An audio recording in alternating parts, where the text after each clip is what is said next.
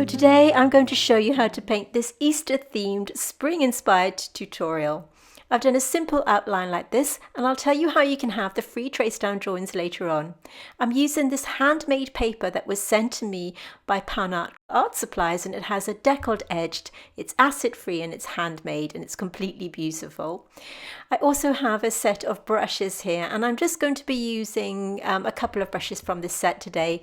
Mostly this number 8 mop. This is a synthetic mop brush, along with my very inexpensive brush from a craft store and my Mungo paints that I've swatched out like this. I use my swatch cards to match my colours to my photograph, and I'll put a card on the top of the screen which explains how I do it. These are the colours that I've swatched out to paint this sweet little painting, and I'll list all the colours and all the materials that I'm going to be using for this tutorial in the description box and underneath this video. But as always, use the materials that you have. This is how I trace down my drawings from the photograph. Really simple. So let's make a start on this painting.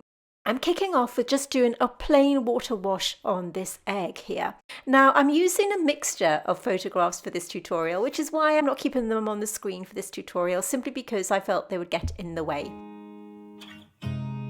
So I've mixed here permanent light blue with a tiny bit of French grey, and I'm just dropping this onto the egg.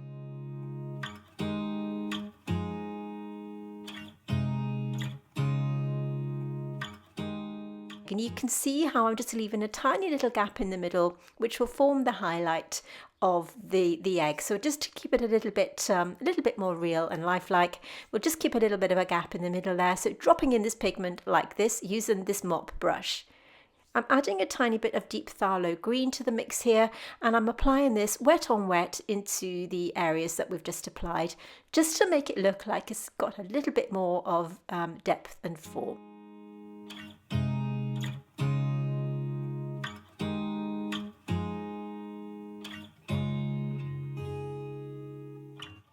Watercolour painting is all about building up your layers slowly and gradually.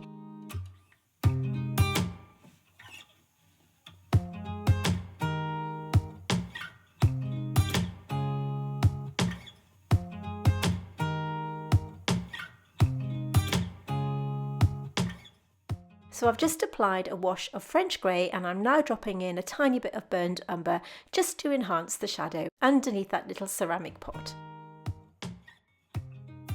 Adding a tiny bit more pigment, and you can see dropping in wet in wet.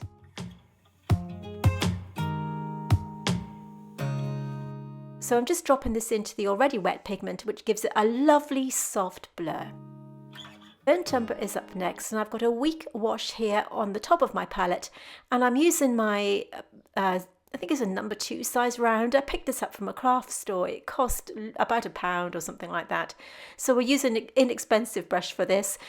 Because this paper is a little more porous than my ordinary paper, I'm going to be using a lot more water.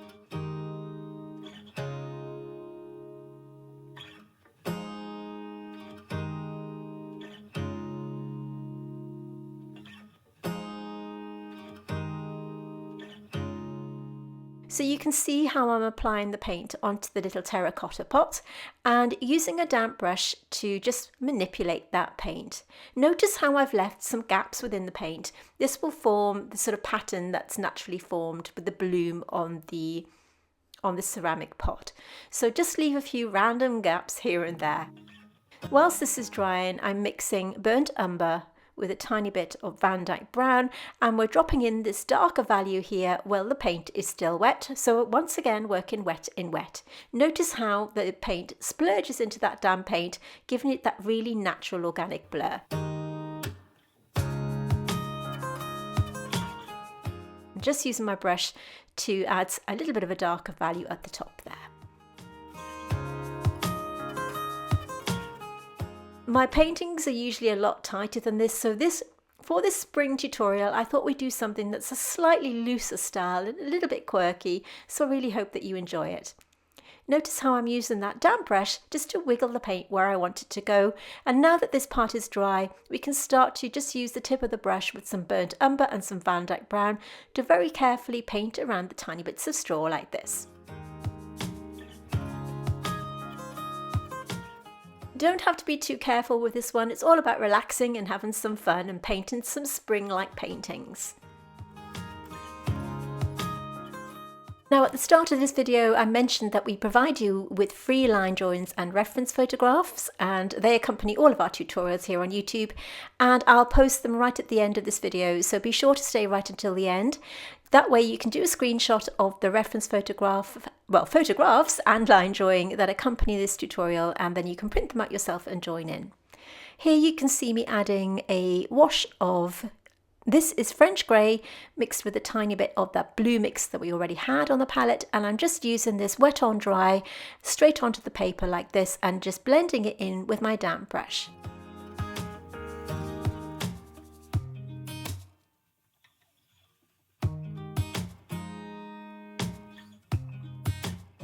This is Naples yellow and just wet on dry straight onto the straw like this, and I'm also applying this to the middle of the little flower that I've placed on the side of the pot here.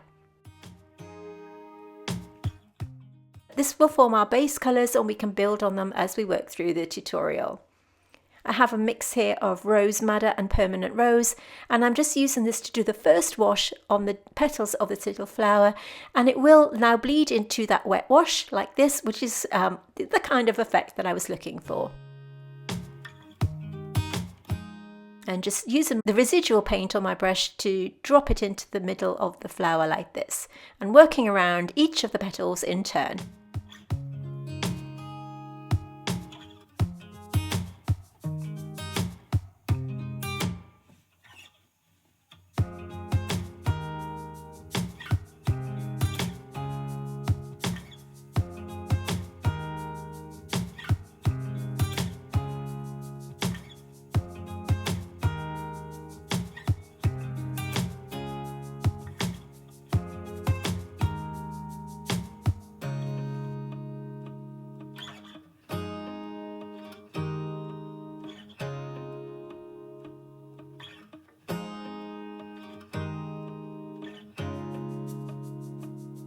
I'm using my number 2 spotter here. Again, this one's from Pan Art Global, and they kindly sent me some to try out, and I absolutely love this little brush.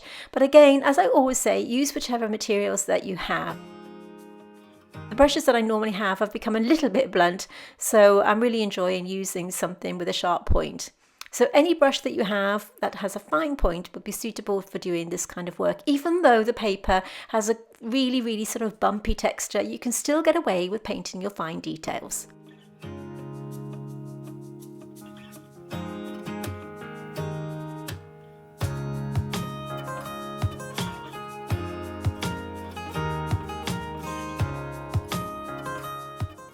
You can see how I'm just working in between the bits of the straw using my fine brush like this.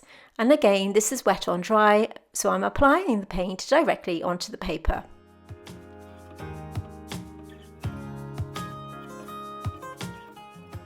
So once again, I'm using the mix of, this is French grey with the initial mix of permanent light blue and the deep phthalo green, and just enhancing that darker value at the base of the little egg like this.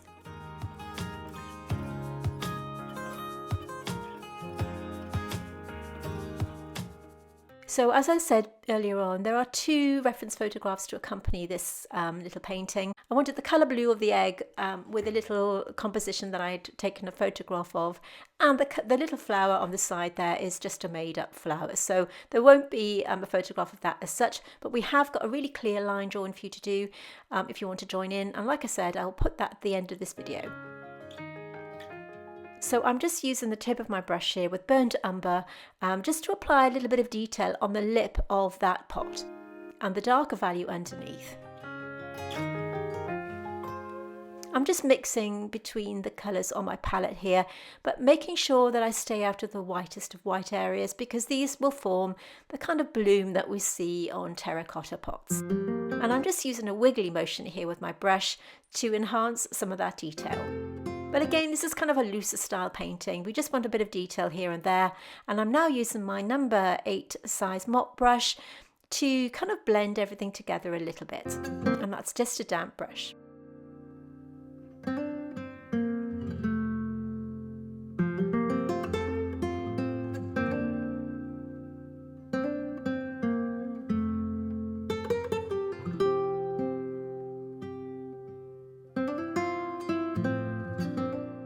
So if you are new here, thank you for joining us. We do have brand new full-length painting tutorials on our channel every single Tuesday. So if this is something that interests you, then do consider subscribing to our channel and hitting that little bell on the side. When you click on that, it will let you know that we've uploaded new content. And we are also on Instagram at The Wonders of Watercolour, where we post mostly every day. So do consider joining us there.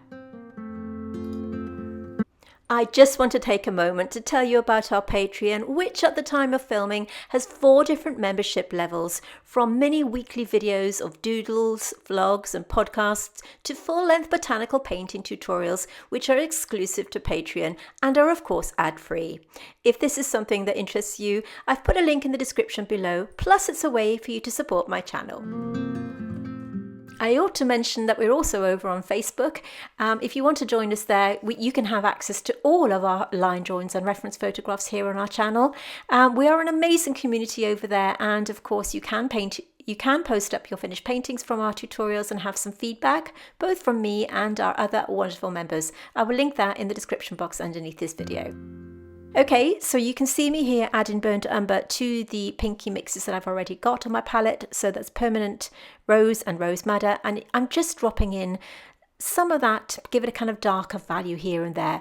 Nothing too specific here, and just kind of randomly putting it in where I feel it needs to go to make this little flower stand out. And we're continuing to build up these layers like this, adding a little bit more of the darker value, which is the Vandyke Brown along with a tiny bit of French grey just underneath some of the petals here, just to give it a bit of form and a little bit of a darker value where it's needed. And once again, using my mop brush, which is really, really damp, just to blend those colours together.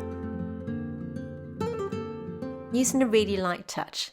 And once more, going over the straw here with my spotter brush using Vandyke Brown just to sharpen up some of the edges of the straw like this.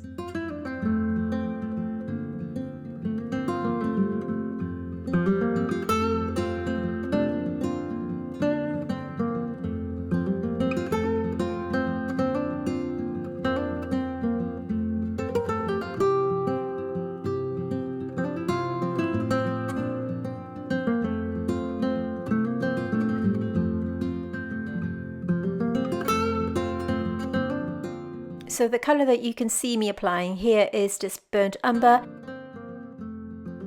These paints are from Mungo and they are absolutely amazing value for money.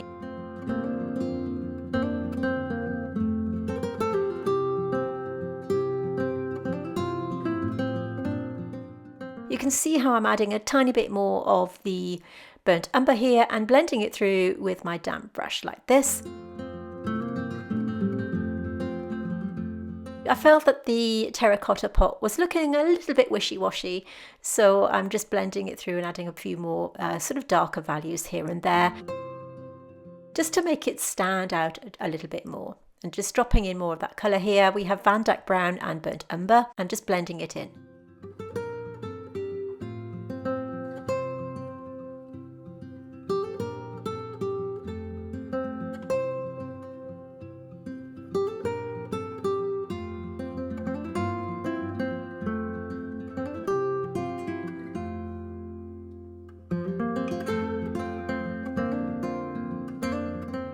So here I'm using my 0.5, this is my fineliner pen. Everything has to be really, really dry when you do this. Now, of course, you don't have to add this layer here, but I just felt that this little flower needed a little bit of something.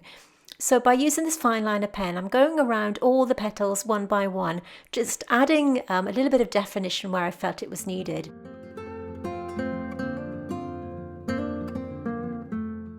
So just working around each petal in turn. I was going to add this to the entire painting, and I decided at the end it wasn't really necessary. I just wanted this little flower to pop off the page. So if you have got a fineliner pen, then you may want to consider doing this to make it stand out a little bit more.